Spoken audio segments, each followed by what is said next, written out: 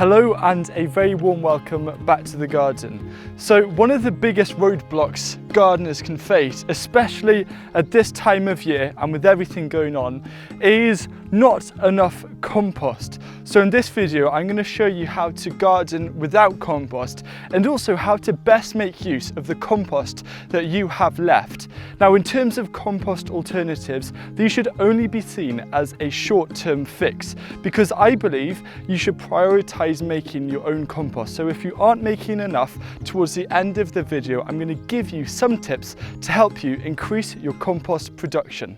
As I mentioned, these should just be short-term fixes, but the good news is that you have plenty of choice.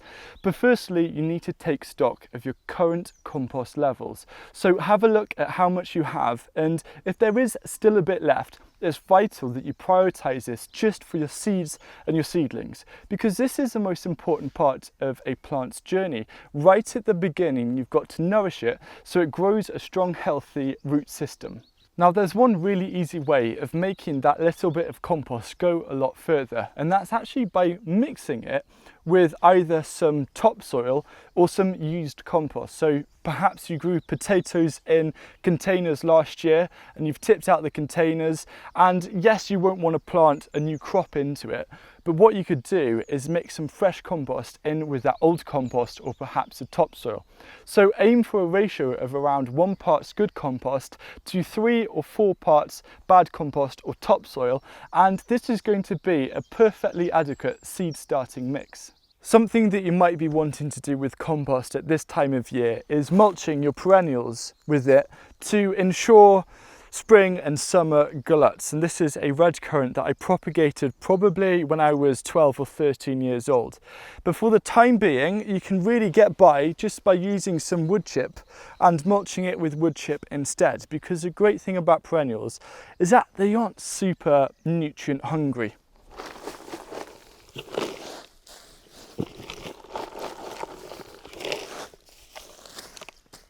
So we've looked very briefly at how we can make compost last a bit longer, and I'm here on a lawn and we've cut the lawn, got some grass clippings. At the moment we're not going to cut the lawn probably for a couple of weeks, as we're going to let all of the dandelions flower to provide vital nectar and pollen for our pollinators. But grass clippings are one of the most underutilized resources for gardeners, and the most important thing though is to use grass clippings, even if you don't have your own lawn, to use grass clippings that haven't been sprayed. So if you have neighbours who don't spray their lawns with chemicals, then by all means ask them to see if you can use their grass clippings in your garden. So let's head on up and I'll show you just how to use these as a short-term compost alternative.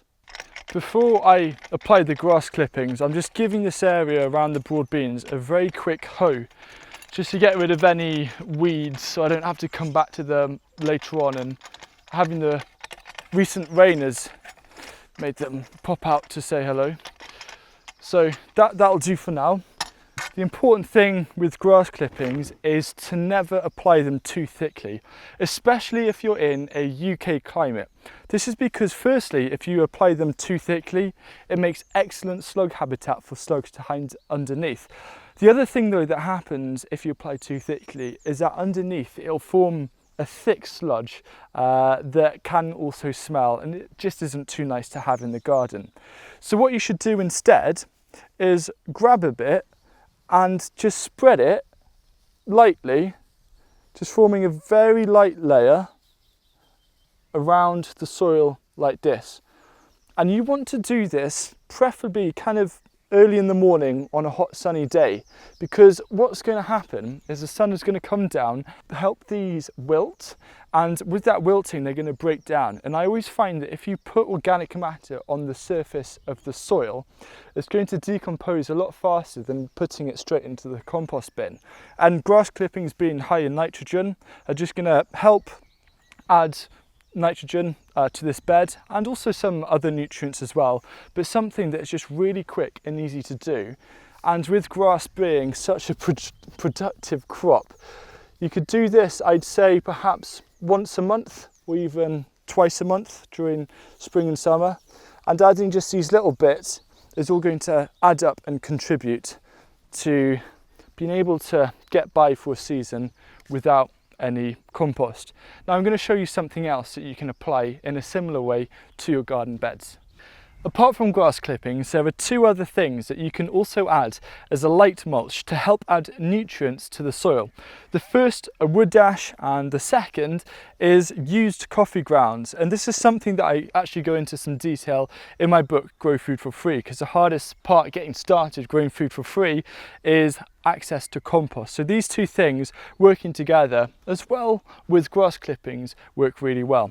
So firstly is wood ash. You can see here that there are actually little bits of charcoal. This is just, I'm just leaving it in, and I'm going to apply it because this charcoal, if you break it up, can act as biochar. So it will soak up all of the nutrients and then provide a slow release of nutrients over the next few years and help keep your soil nice and fertile. Wood ash is high in potassium primarily, but it also has a respectable amount of phosphorus, both super useful for plant growth, all-round plant growth. Now the thing missing though is nitrogen, and that is where your used coffee grounds come in. A lot of people say that you can't use coffee grounds because they're high in acid or high acidity, but the thing is, when you brew them and then you get the used coffee grounds after, a lot of the acidity has gone, so I really wouldn't worry at all. I think the easiest way to apply this is to actually mix them both together, and then once you've mixed them nicely, it's almost like you're baking a chocolate brownie or something, is get quite low, and just around the plants you want to add a mulch of it, and it doesn't need to be too much. And again, I'd say just apply this once a month, and this is all going to really contribute. Something that you could actually do, which will be beneficial, is doing this right before some rain or right before watering. The reason why is that the rain and the water will help move it, or the nutrients, down into the roots, just to speed up that process a bit. Again, these are more of a low release over the long term. It's not going to be instant. I'll come on to that a little bit later on, but it does make a huge difference. Another fantastic way of being able to grow food without needing compost is using a method called chop and drop. And this is comfrey. Comfrey is a fantastic plant for that. It replaces animal manures. It's just so full of nutrients. And I'm going to show you about a minute-long clip that I did with Tim and Maddie Harland, who are the editors of the Permaculture magazine, which you should totally check out, where they explain how they use chop and drop to get their beds prepared with nutrients early on in spring. And you can also do this throughout the year, providing that you'll give it around a month or two for the materials to break down before planting into. We grow a lot of comfrey, and this is because it has so many uses in a permaculture garden. First of all, if we let it flower, it's fantastic bee forage. Secondly, it's a dynamic accumulator, so the long tap roots go into the subsoil and bring up the minerals and the nutrients. We use it as a compost activator, so it speeds up the composting process. So we cut it and put it in the compost with our browns. We also use it as a mulch on the raised vegetable patch, and for instance we're just about to cut back our globe artichokes that have finished producing for the year, and they will sprout from the base. The comfrey will provide a mulch, it will mulch out weeds, it will provide nutrients for the new growth, and it will provide some protection for those tender new growth of artichoke from the frost during the winter. If you want to find out a bit more about the Permaculture magazine, which is a fantastic source of growing information and more, then there'll be a link down below in the video description. The thing that I haven't mentioned yet, which is also an alternative to compost, is liquid feed. Now, I have a love-hate relationship with liquid feed, but it does do the job, especially if you are really struggling for compost and you're looking at having some nutrients. And the great thing about liquid feed is that you have water soluble nutrients. So when you water the plants with it, the nutrients are going to go down to the roots, which is a lot faster than just mulching on the top. Now, comfrey is a wonderful resource that you can use as a liquid feed, like this, okay? And then all you want to do is add it into a bucket. So this is a bird fat ball bucket, you can just use that. And you can use other materials. You can use old weeds, you can use farmyard manure, you can also use things like nettles. Just add them in, kind of fill it up near the top of the bucket. And then what you'll do is you'll fill this with water and put the lid on, and then you're going to leave it for around 2 or 3 weeks. Open the lid, it's going to stink, but then strain it either through some old clothing or something and collect the liquid, and then dilute that liquid around 1 part liquid feed to 10 or 12 parts water, and water your plants as normal. And it's a great way of being able to get by, particularly if you're growing food in containers. We've looked at a few alternatives on how we can get by with growing food without needing compost. But the most important thing I need you to take away is to have the idea of diversity, because it's not good to just use one of those methods for the whole year. For example, just using grass clippings, as this is going to create a nutrient imbalance. Nature thrives on diversity, and the same thing needs to be applied in your garden when it comes to looking at soil health. So the most important thing is to use a little and often approach of a range of different ways of adding nutrients into the ground. Now, for me, the most important thing to ensure long-term resilience of the garden is by investing more of your time and energy into producing and creating more homemade compost. Compost is the currency of the garden. It's so important, and being able to create diverse compost to then add into your garden is huge, and not needing to rely on external sources so much. So if you have a small garden and you've used it all up for growing, I would greatly consider removing or sacrificing a bit of your growing space so you can add another compost bin or 2.